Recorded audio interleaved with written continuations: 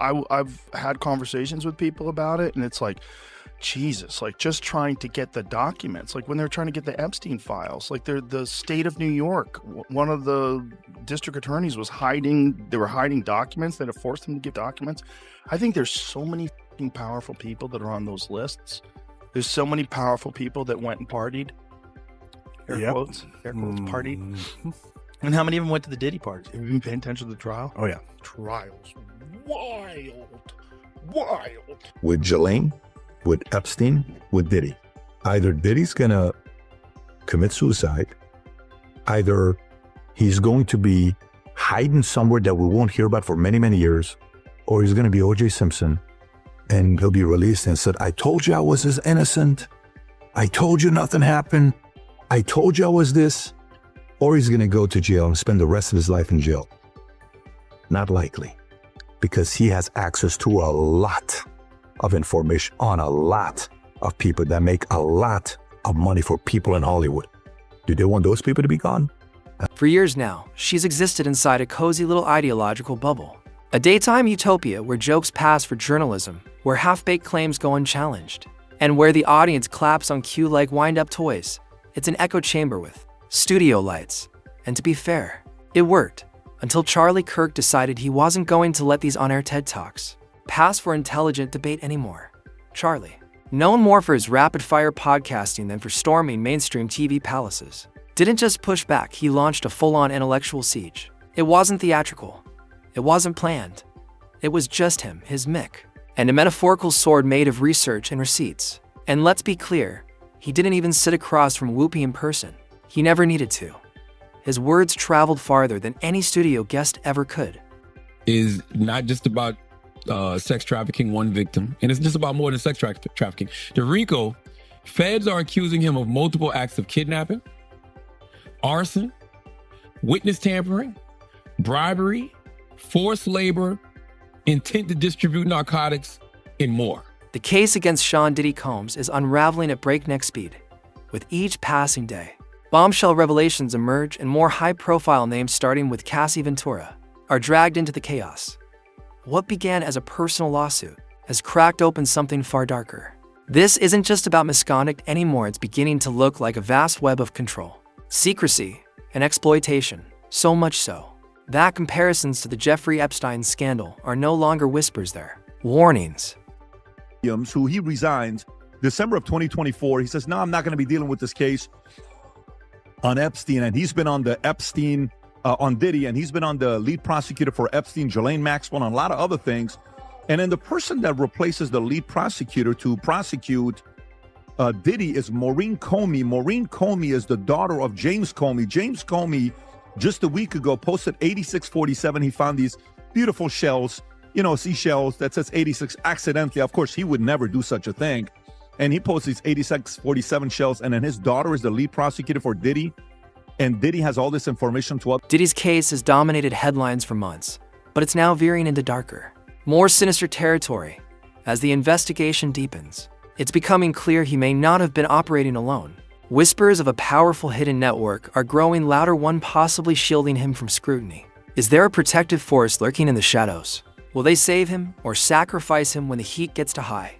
Adding to the intrigue, Patrick Bet-David PBD drew attention to a disturbing coincidence. The lead prosecutor on the case is the daughter of former FBI Director James Comey, who recently made headlines himself after a cryptic remark some interpreted as a veiled threat against Donald Trump. Meanwhile, former prosecutor Damian Williams quietly exited the case. Was he pushed? And if so, by whom? Diddy sues Diageo. Diddy filed a lawsuit accusing Diageo of neglecting the De Leon brand, racial discrimination, claiming they marketed it as an urban product and failed to treat him as a true business partner. Then in January 2024, they settled out of court. Diageo and Diego settled the dispute out of court. While details still remain sealed, the settlement marked the end of their business relationship. So this is from 2007 to 2024, 17 years. Could they have protected him? I don't know. Their CEO currently today is Deborah Ann Crew. She was a former intelligence officer in the military. Once intelligence officer, forever you're an intelligence officer. Who knows what happened? We don't know the relationship. We're not going to make any accusations. All we know is, could this have been a protect? PBD didn't stop there. He questioned whether Diddy's long-standing relationship with Diageo, the liquor conglomerate, was more than just business. Could this have been the source of his protection all along? Despite over 17 years of disturbing allegations, no serious legal action stuck. Was that luck, or was Diddy being shielded? Where they were at the parties and they knew things that were taking place and are like, wait, what do you want to do to us? No problem. Boom, drop the bomb. I don't know. All I'm saying is the timing is kind of strange. Maybe even they wanted to kind of be like, look, we know what's about to be dropped on this guy. We want to have nothing to do with you. We're out. Here's some money. You stay quiet. We'll pay you, but we want to get out of here. The only thing that the timing's kind of crazy is January 2024, they settle. 2 months later, remember what we're sitting there doing and minding our own business? And you hear, March of 2024, the feds are raiding Diddy's Miami home and his LA home. For what? After Cassie's lawsuit and a confidential settlement with Diageo, that alleged protection vanished. Just 2 months later, Diddy's mansion was raided by federal agents. The timing is hard to ignore. Was Diageo acting as Diddy's silent armor? And once that deal fell apart, did his enemies in the shadows decide it was finally time to take him down? Had conversations with people about it, and it's like, Jesus, like just trying to get the documents, like when they're trying to get the Epstein files, like the state of New York, one of the district attorneys was they were hiding documents that have forced them to get documents. I think there's so many fucking powerful people that are on those lists. There's so many powerful people that went and part. Even Joe Rogan couldn't keep quiet. On his podcast, he echoed growing suspicions that powerful forces may be controlling the narrative. Rogan drew a stark comparison to the Epstein case, pointing out how even district attorneys were complicit in covering up the crimes of the elite. Are we witnessing the same playbook? Air quotes party. And how many of them went to the Diddy parties? Have you been paying attention to the trial? Oh, yeah. Trials. Wild. Rogan didn't mince words. He said if the accusations hold up, Diddy could spend the rest of his life behind bars. But then came the ominous twist. Rogan warned that this might end. Just like the Epstein case, scandalous headlines, shocking allegations, and then silence. Despite Epstein's ties to global elites, no one of real power was held accountable. Is Diddy's case heading down the same road? He's going to be in jail for the rest of his life. I think he's probably going to get Think he's hit up. saying though? I don't know. I don't even think it matters. I mean, it's a lot of it is. But then it's just another There's- Epstein. there's It's another murder Ghislaine cases. Maxwell, But where there's somebody gets murder indicted and cases. nobody else indicted for trafficking kids to Right. no To, one. to Rogan went even further, questioning whether Diddy was the real architect behind the alleged operation.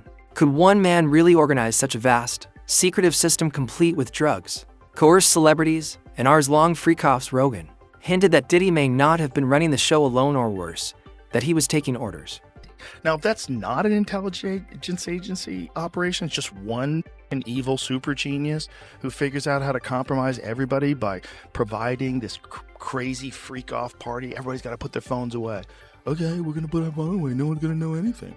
Yeah, I mean, there's cameras everywhere. It's just one guy doing that. What a diabolical human being. Yeah. He seems pretty diabolical. He's probably working with somebody or for somebody. Maybe. And maybe he just got too far out there. Some of it came out in the trial, though. Like, he's forcing his girlfriend to have sex with prostitutes while he was sitting there jacking off with a bandana on. She'd rub the jizz on his nipples. Like, what are we even talking about? In fact, Rogan floated a terrifying theory.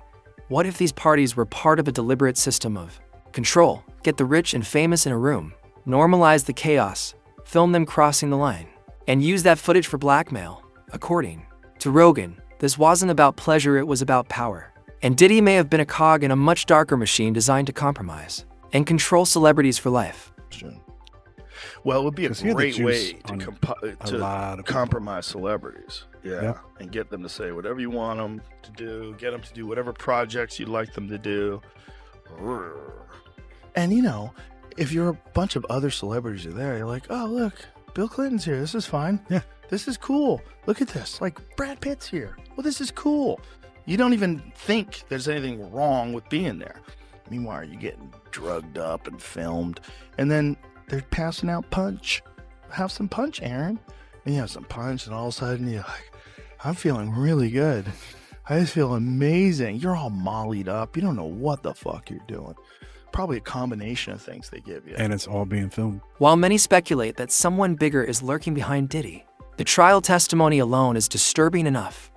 One male witness identifying himself as a sex worker, shocked the courtroom when he testified that he was hired multiple times to have sex with Cassie Ventura while Diddy watched from the shadows. The revelation left jaws on the floor. From a man who described himself as managing a male review show from 2012 to 2013, says his boss called him to go to a hotel in Manhattan where he met Cassie Ventura at the door. He says she was dressed in a red wig, red lingerie, and essentially gave him $4,000 with the intent that he was going to have sex with her. He also noted that Sean Combs, he said that first encounter was off to the side and watched Cassie Ventura and this male review show manager have sex and masturbated as it was happening. The witness claimed these encounters weren't brief, they span hours, sometimes up to 10. Most disturbingly, he alleged that Diddy personally filmed many of them, using his phone or a camcorder. This wasn't just voyeurism, it was documentation. The court fell silent as even veteran attorneys struggled to hide their shock. He talked about several instances where he would have sex Cassie Ventura and that Sean Combs would be off in the corner watching. He said sometimes these meetings would last anywhere from an hour to 10 hours, and even said that Sean Combs recorded some of this on his cell phone or a camcorder. The beginning of opening statements, though, really focused on what this case is about, according to the prosecution, which is sex trafficking and racketeering, saying that Sean Combs led a criminal enterprise so that he could partake in sexual acts with people based on coercion and bribery, kidnapping, etc. As court proceedings heated up, unexpected names surfaced. The defense introduced Kid Cudi and Michael B. Jordan, insinuating that Cassie may have had personal relationships with them. They suggested these connections may have sparked deep jealousy, and did a jealousy that festered behind the scenes and helped trigger the downward spiral. Andy, about other celebrities and if other names were going to be brought into this. Well, yeah, we heard today about Kid Cudi and jealousy issues with Kid Cudi and Cassie being together and hooking up. We heard about Michael B. Jordan and Cassie possibly having a relationship that angered Diddy. So again, there was these themes of distrust and of cheating in the relationship that seemed to go both ways. The defense doubled down, accusing Cassie of cheating specifically with Kid Cudi. They focused on a particular freak-off as a pivotal moment in the case. According to their timeline, Diddy discovered the alleged affair during that session. The betrayal, they claimed, caused him to snap, resulting in a violent altercation with Cassie that set off the entire chain of events. Point that's been important is this relationship with a man by the name of Kid Cudi, in which Cassie, according to the testimony, was taking part in one of these freak-offs when Sean Combs found out that she was, quote unquote, cheating on him with this man you're looking at right here, Kid Cudi. She was in one of those freak-offs, and then Sean got a hold of her phone and then realized that they had been having a relationship together, and she said that that did not go over very well, to say the least. So one of the other things that defense counsel has been saying back and forth with Cassie, when Cassie is responding with things like, I can't recall, it's a long time ago. At one point, defense counsel said, yeah, it was a long time ago, and it sounds like you were doing a lot of drugs. David James, Diddy's former assistant, also took the stand, and what he revealed left the courtroom in stunned disbelief. On his first day, HR reportedly told him, "This is Diddy's kingdom. We're all here to serve him." That wasn't just a warning, it was a declaration. And according to David, life inside Diddy's world only got darker from there. He also testified about an exchange he had with Ventura in which he talked to her about leaving this chaotic, crazy lifestyle. And Ventura told him, James testified, that she couldn't leave because Combs was in charge of her career and her money and her apartment, and so she couldn't leave. He'll be back on the witness stand tomorrow. It was interesting, when he was leaving the courtroom, he looked over at Combs, he nodded at him, and Combs nodded back toward him. So this testimony clearly not helpful for Combs' defense. Casey? David described a toxic, suffocating environment ruled by control and fear. He recounted private moments with Cassie, where he begged her to leave but she couldn't. Diddy controlled everything, her home, her money, her music. This wasn't just emotional abuse, it was total captivity. Cassie wasn't in a bad relationship. She was a prisoner. testifying that exactly what she talked about in her civil suit, in addition to some other things that they were in a house in LA in 2009. Diddy beat Cassie because Cassie wasn't finished allegedly making his food on time. And the next day he came in the room to talk to her and her band member. And he basically told them, allegedly said he told them, don't say anything. What y'all saw up there was passion. And when people say stuff about things like this about me, they end up missing. Mm-hmm. That is what Dawn is alleging. So the government is like, this is definitely relevant because it'll show that, number one, he was conscious of guilt, conscious of what we're trying to prove is that he knows what he's doing, but he allegedly makes people feel scared so that they will just continue to let him do what he wants to do. Then came a chilling testimony from Dawn Richards, a former member of Diddy's band. She recalled a terrifying moment when Diddy pulled her aside and warned her not to speak about what he was doing to Cassie. His threat was direct. People who go against me go missing. It turned out that victim 3, unknown, we don't know who it is, but victim 3 apparently is missing. Just a few weeks ago, victim 3 came forward, or didn't come forward, but said that they were willing to testify in the trial. And though we don't know who it is, it obviously was important to the case because they were going to put victim 3 on the stand. And then just before this all came together and before Diddy took the stand, victim 3 apparently was out of communication and we do not know where they are. My thought immediately went to the girl Allie that is sharing all the salacious stuff. I went and looked her up and she's still posting on TikTok as not her. So I don't know what to make of it. I don't know who victim 3 is. I'm sure we can all come up with some crazy conspiracy theories about what's going on there. Diddy's side is hoping for a mistrial just because they don't have one of their witnesses. That is extremely unlikely, but it is possibly going to cause some delays and it might actually impact the ability to prosecute Diddy.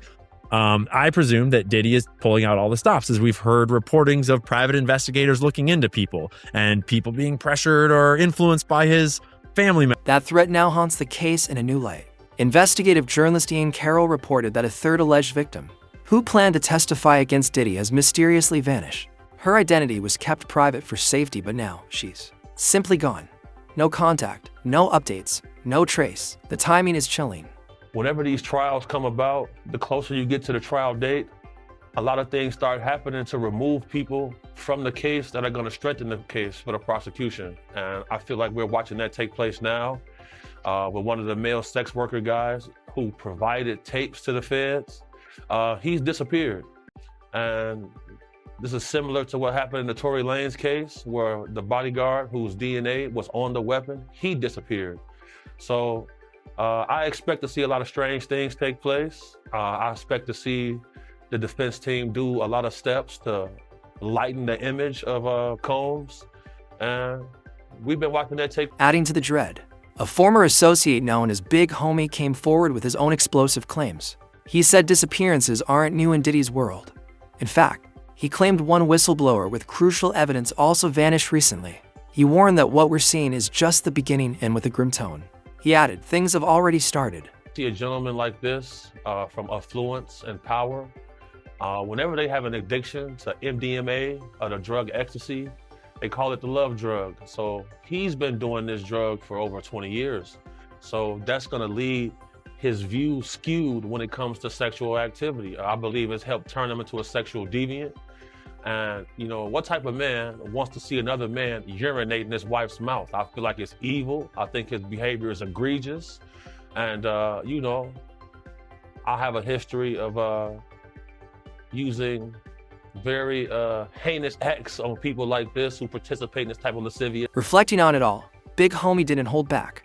He said when a man like Diddy gains power, fame, and wealth and becomes addicted to control, it changes him. He is evil, Big Homie said flatly.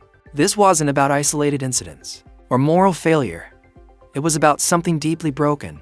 The mask is off and what's behind it is terrifying.